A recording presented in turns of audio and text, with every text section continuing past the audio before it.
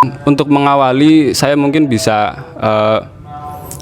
memulai dengan topik Harlah PMII ya Bung, tepatnya yang jatuh pada tanggal 17 April 2021. Bagaimana sih dengan dinamika dari Orde Lama, Orde Baru, kemudian saat ini reformasi? Tentu banyak dinamika dan perjalanan sejarah yang telah diukir oleh PMII itu sendiri. Jadi menurut Bung Christopher ini,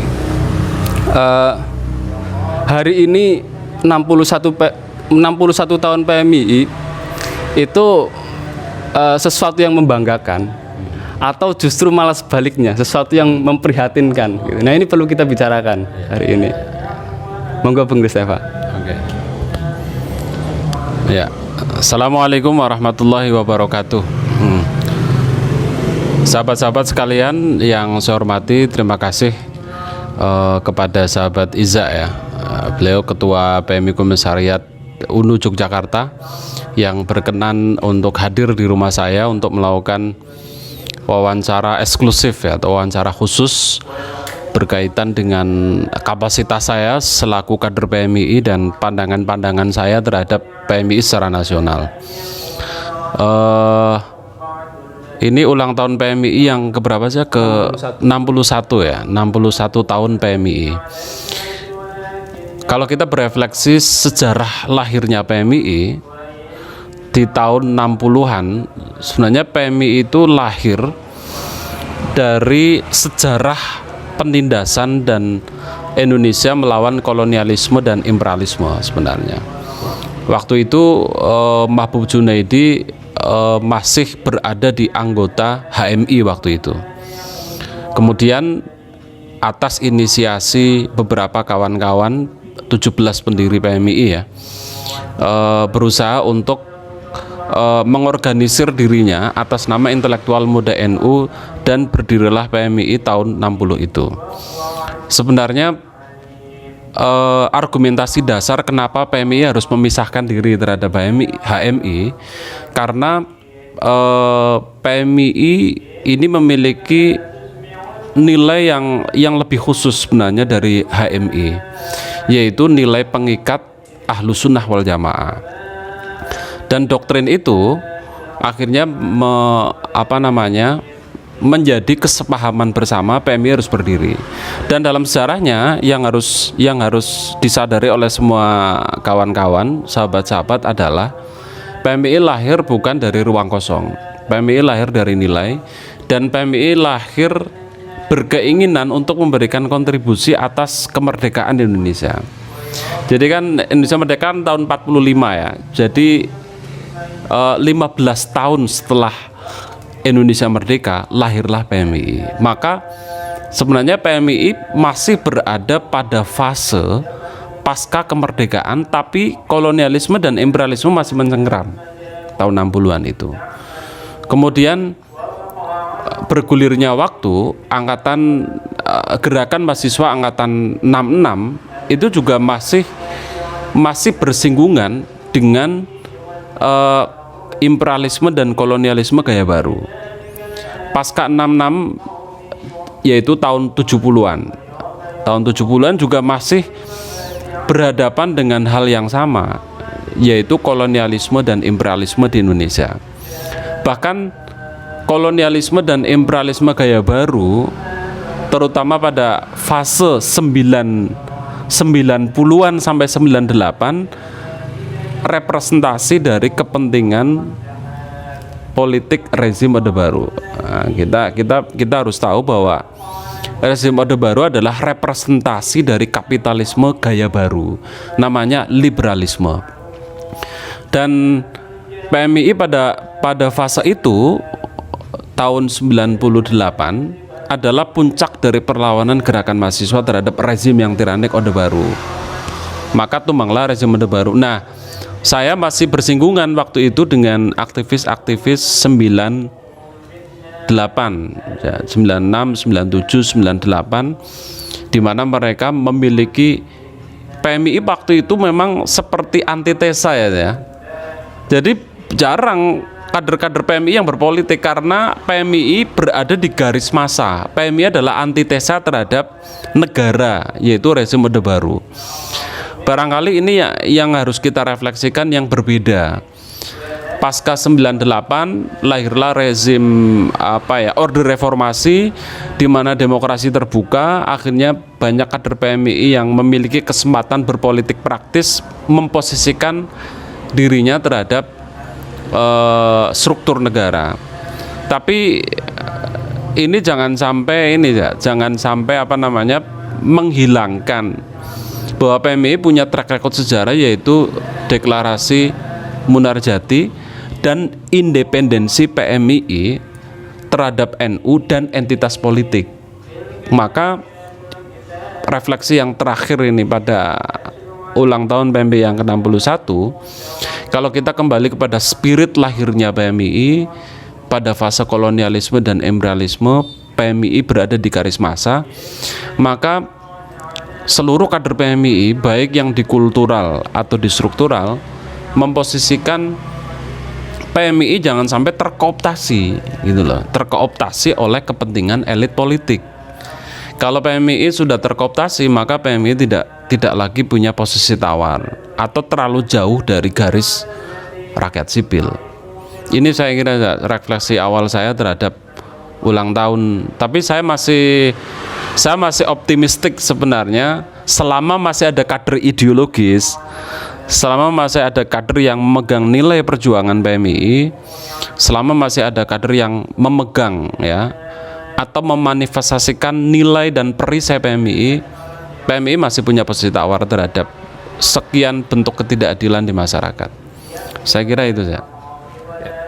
Saya kira menarik sekali ya apa yang disampaikan Bung Kristeva di awal tadi. Ada ulasan sedikit tentang sejarah PMI yang dari awal berdirinya, kemudian punya spirit berada di garis massa, kemudian menjadi kumpulan sekelompok mahasiswa yang kritis terhadap negara, punya cita-cita dalam mengawal cita-cita kemerdekaan bangsa Indonesia. Tentunya ini menjadi refleksi awal kita dalam ber-PMI hari ini. Nah, ketika melihat sejarah yang seperti itu, Bung, dan juga dengan dihadapkan pada kondisi negara yang hari ini juga saya rasa juga tidak berbeda jauh dengan apa yang terjadi di era Orde Baru gitu. Rezim Jokowi pun juga ternyata banyak sekali kasus-kasus dan isu-isu demokrasi yang hari ini bisa menjadi sorotan. Kemudian pembangunan infrastruktur yang tidak berpihak kepada rakyat, deforestasi, pengalih fungsian lahan. Analisis saya seperti ini, yang harus disadari ya, refleksi dalam saya begini, PMI, semua kader PMI lah, termasuk Iza ya, kita harus tahu posisi kelas sosial kita gitu loh. Mahasiswa itu kan kelas sosialnya kelas menengah. Dia namanya mahasiswa, PMI kan berisi mahasiswa toh. Mahasiswa ini adalah kelas sosial atau kelas menengah. Dia belum berada di struktur negara, tapi dia juga bukan buruh atau bukan orang yang miskin dan tertindas gitu loh. Nah, positioning PMI inilah yang harus dipertegas sebenarnya. Seringkali kader PMI bergerak ke atas terkooptasi, bergerak ke bawah terpecah belah. Maka memang PMI butuh diaspora. Salah satu ruang diasporanya adalah ke ruang politik, begitu kan. Tapi kecelakaan intelektualnya, kecelakaan positioning PMI adalah seringkali mungkin ada ketua-ketua cabang atau ketua PKC dan PB memposisikan kelas sosial ini berada di struktur politik, akhirnya terkooptasi. Harusnya PMI diposisikan kembali secara independen, secara serius pada kelas menengah yang bersinergi dengan basis massa. Itu intinya sebenarnya. Kalau yang post struktur bolehlah itu diaspora, silakan berdiaspora ke berbagai ruang dan segmentasi gerak yang lebih makro ya. Tapi PMI harus berada di kelas menengah yang bersinergi dengan basis massa. Di mana tadi persoalan regulasi yang tidak berpihak, demokrasi oligarki, masyarakat yang terpinggirkan. Memang kita bisa menyandarkan nasib mereka kepada elit. Tapi elit pada demokrasi hari ini, elit masih tersandra oleh yang namanya demokrasi oligarki, di mana elit politik harus bersinergi dengan kekuatan kapital. Siapa yang bisa menegasi atau mengimbangi kooptasi itu adalah independensi gerakan mahasiswa yang bersinergi dengan masyarakat sipil.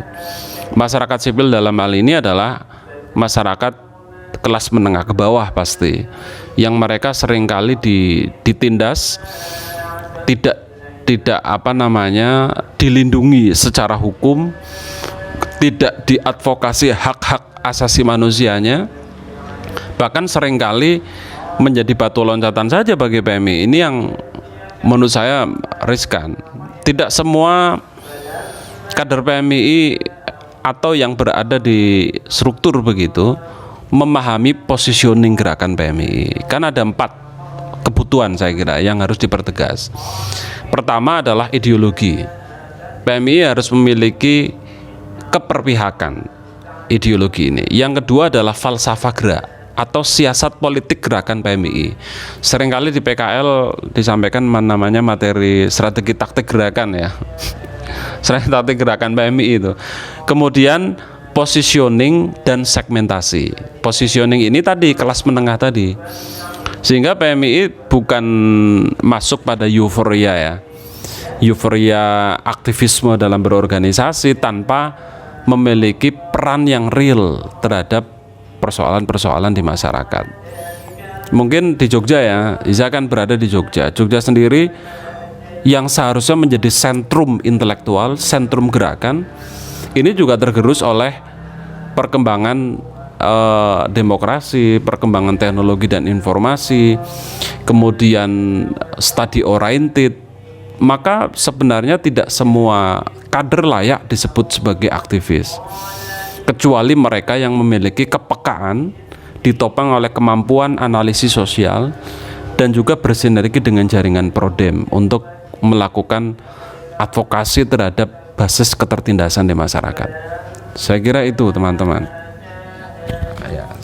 Ya, selanjutnya tadi Bung Kris berbicara mengenai masyarakat. Ya, kita adalah bagian dari kelas menengah yang harus menyambungkan kepentingan elit dan kepentingan masyarakat, yang dalam tanda kutip kita harus lebih memfokuskan tenaga kita untuk membela.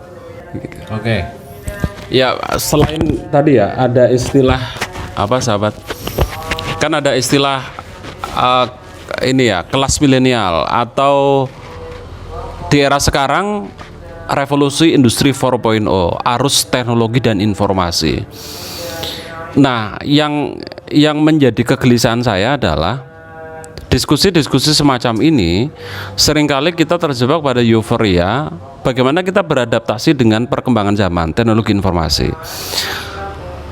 Ketika saya bersinergi dengan basis masyarakat tertindas atau dengan teman-teman di Faksi Merah itu menganggap bahwa mahasiswa di era milenial itu kehilangan analisis kelas gitu loh. Mereka tidak lagi melihat namanya formasi sosial itu ya. Jadi formasi perubahan sosial selalu di sana ada perebutan alat-alat produksi, perebutan ekonomi. Siapa yang menguasai basis produksi, kelas ekonomi, seringkali dia akan mengkooptasi dan menindas kelas di bawahnya.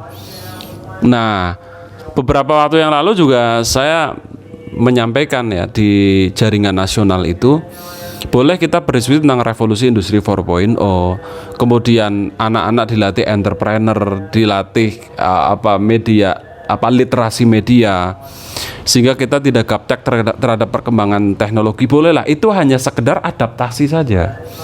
Tapi PMI sekali lagi jangan sampai kehilangan yang saya maksud sebagai analisis kelas terhadap formasi sosial itu berubah. Teknologi, politik, pengetahuan ya institusi pendidikan, industrialisasi, semuanya berpengaruh bagi perubahan sosial. Nah, sekali lagi positioning PMI di mana? Di era disrupsi ini adalah kelas intelektual yang kelas menengah ini harus menyuarakan, bisa dikatakan sebagai katalisator, bisa dikatakan sebagai tadi Iza mengatakan jembatan ya, menjembatani kepentingan masyarakat dengan elit politik. Jadi mahasiswa adalah agen untuk melakukan transformasi dari elitisme ke populisme. Kalau di kerangka paradigma dari negara ke masyarakat ya, dari massa ke individu, kemudian dari ketidakadilan menuju keadilan.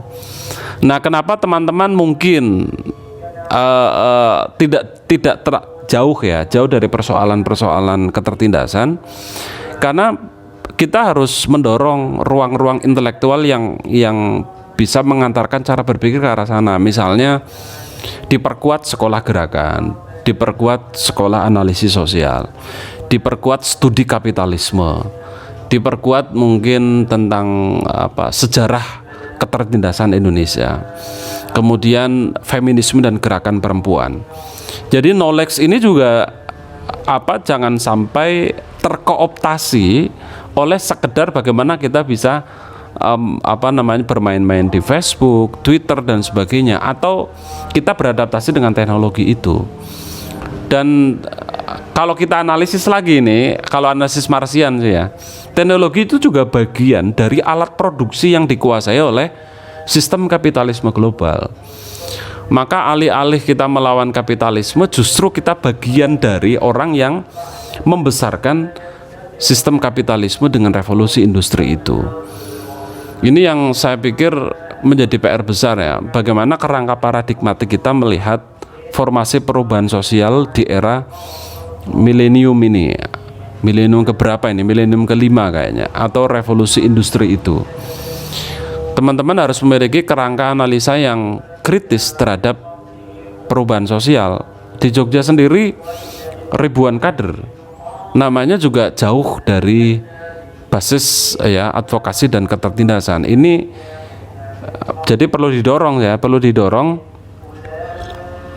ruang-ruang produksi intelektual di masing-masing komisariat. Selama masih ada ruang produksi intelektual, maka itu akan mengasah kemampuan analisis kita terhadap realitas sosial.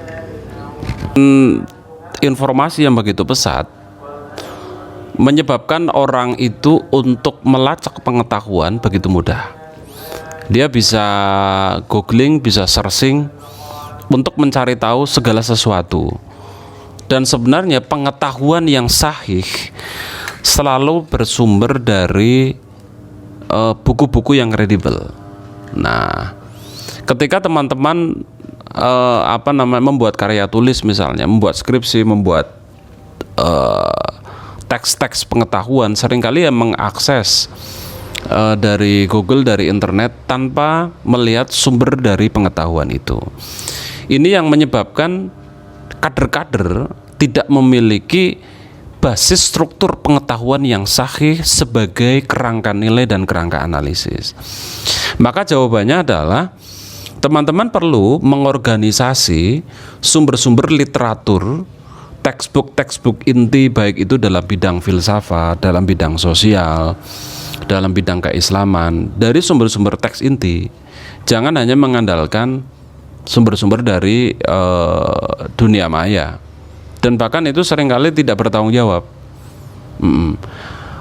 Selain itu, teman-teman perlu memiliki kepekaan literasi media.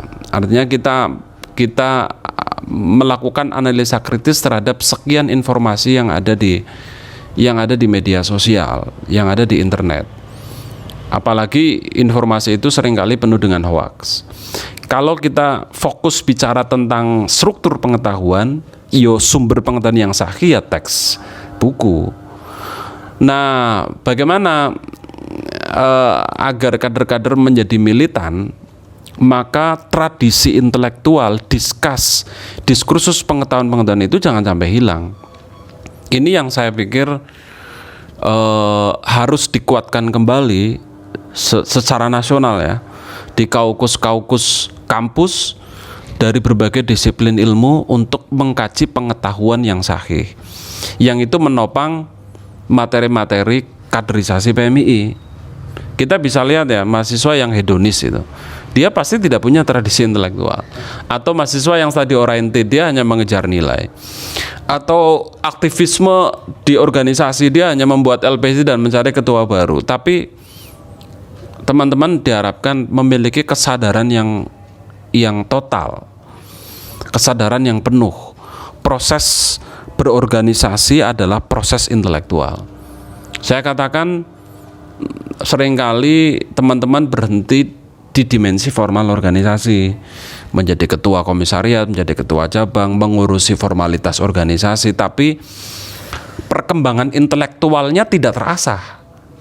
Nah, bagaimana mengatasi itu adalah menciptakan lingkar-lingkar diskusi selain kaderisasi formal untuk memperkuat struktur pengetahuan PMI. Karena kaderisasi itu substansinya adalah transformasi nilai dan pengetahuan sebenarnya. Tapi seringkali Mapapa PKD tidak berimplikasi ideologis terhadap kader karena sifatnya formalistik. Maka perlu ada diskursus berbagai pengetahuan yang tidak positivistik. Materi-materi kuliah itu seringkali positivistik. Pengetahuan hanya untuk pengetahuan. Pengetahuan tidak menciptakan struktur kesadaran sosial. Nah, wacana Marxis, wacana filsafat, wacana kiri Islam itu yang bisa menimbulkan kesadaran kritis. Ini yang menjadi jawaban saya kira terhadap idealisme dan kritisisme mahasiswa. Bukan sebagai doktrin ya, tapi sebagai pendukung ideologi. Ya, saya melihat begini, mahasiswa kuliah kan paling nggak 8 tahun lah ya. Sekarang kan cepat wisuda toh. Seringkali dia hanya mendapatkan gelar akademik, tapi tidak memiliki struktur pengetahuan yang sahih, kerangka analisis yang jelas, yang membekas begitulah, selama dia berdialektika di organisasi. Nah inilah. Maka jawabannya adalah teman-teman silakan mengorganisasi tadi sumber referensi, membuat struktur kurikulum, kemudian menajamkan kajian-kajian sesuai minat intelektual masing-masing. Itu ya. Kita mengalami beberapa perubahan situasi kondisi yang membuat kita memunculkan banyak paradigma baru. Hari ini kita mungkin ada paradigma kritis transformatif, kemudian hari berkembang paradigma PMII, gitu. Kemudian apa sih Bung yang kemudian menjadi masalah paradigma di PMII itu sendiri? Apakah paradigma yang kemudian disusun itu tidak mampu lagi untuk membuat kader-kader itu banyak kemudian terlibat? Kemudian dari kerangka paradigma itu tidak mampu untuk manifestasi kepada banyak gerakan. Ya, okay. Paradigma ini ya problem PMI yang cukup lama ya. Mungkin 10 tahun terakhir yang belum dijawab sampai hari ini adalah persoalan kerangka analisis PMI terhadap realitas sosial. Paradigma ini kan perspektif saya. Paradigma itu perspektif. Saya seringkali sudah saya sampaikan di forum-forum PKL, bahkan di diskusi-diskusi nasional tentang paradigma, termasuk di PB PMI itu. Paradigma ini kan satu perspektif teori sebenarnya, ya. Paradigma itu perspektif teori untuk melihat realitas sosial. Nah, ada beberapa kritik memang yang masuk terhadap rumusan paradigma kritis transformatif yang dianggap itu lahir pada fase rezim Orde Baru. Ketika orang terlalu kencang memegang PKT, asumsinya adalah dia selalu melakukan negasi terhadap negara. Ini perdebatan yang berkembang loh ya. Maka PKT dianggap tidak relevan karena demokrasi sudah terbuka. Kader PMI silahkan bisa merebut struktur kekuasaan, tidak lagi seperti fase rezim Orde Baru yang menjadi antitesa negara. kalau logika argumentasinya bahwa PMII hari ini berada pada demokrasi yang terbuka itu benar. Ya, kader PMII bisa masuk struktur kekuasaan. Tapi jika kerangka analisis didudukkan untuk melihat realitas sosial yang menindas, negara itu juga bagian dari sistem yang seringkali menindas, mengkooptasi. Mungkin presidennya baik, tapi sistem demokrasi dan politik itulah yang menyebabkan ketidakadilan. Contoh, lahirlah regulasi Omnibus Law, Undang-Undang Minerba, Undang-Undang PMA yang belum dicabut, dan sekian banyak supremasi hukum yang gagal karena negara memproduksi regulasi yang cenderung berpihak kepada kapitalisme global, tidak berpihak kepada masyarakat. Nah, pada titik inilah sebenarnya ya perspektif bagaimana paradigma melihat negara, perspektif atau kerangka teori paradigma melihat masyarakat, termasuk juga perspektif teori paradigma melihat khasanah wacana Islam. Di paradigma kritis itu ada loh teks ini ya, studi kiri Islam sebagai landasan teori melakukan kritik teks agama. Tapi materi itu udah dihapuskan ya. Kiri Islam itu dianggap membahayakan katanya, sehingga dihapuskan dari materi kaderisasi. Ini juga kesalahan. Jadi paradigma ini perspektif yang melihat sekian banyak aspek sebenarnya. Misalnya kalau di PKT itu ada order paradigm, plural paradigm, dan konflik paradigm. Bagaimana paradigma melihat basis masyarakat sipil, paradigma melihat struktur negara, paradigma melihat kapitalisme, paradigma melihat revolusi industri, paradigma melihat masyarakat sipil, paradigma melihat teks agama. Jadi paradigma itu perspektifnya banyak. Maka perdebatannya sebenarnya bukan relevan tidak relevan PKT itu, tapi bagaimana rekonstruksi kerangka analisis yang bisa membedah perkembangan realitas yang paling kekinian, begitu ya. Contoh begini, contoh yang real ya, agar mudah difahami begini. Ketika kita hanya menggunakan analisis Marsian melihat ketertindasan, maka melihatnya adalah perebutan alat-alat produksi, kolonialisme dan imperialisme. Nah, perkembangan paling mutakhir pada kajian Posmo bahwa kolonialisme gaya baru tidak lagi menggunakan senjata, menggunakan informasi misalnya, kemudian menggunakan film-film Hollywood misalnya, kemudian menggunakan media sosial dan informasi dari elit global. Nah, apa kerangka analisisnya? Begitu, yang paling baru.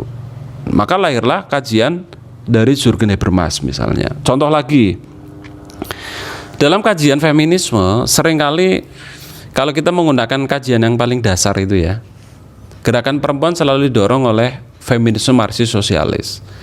Perkembangan paling mutakhir ada ketindakan perempuan yang tidak lihat, namanya feminisme postkolonial.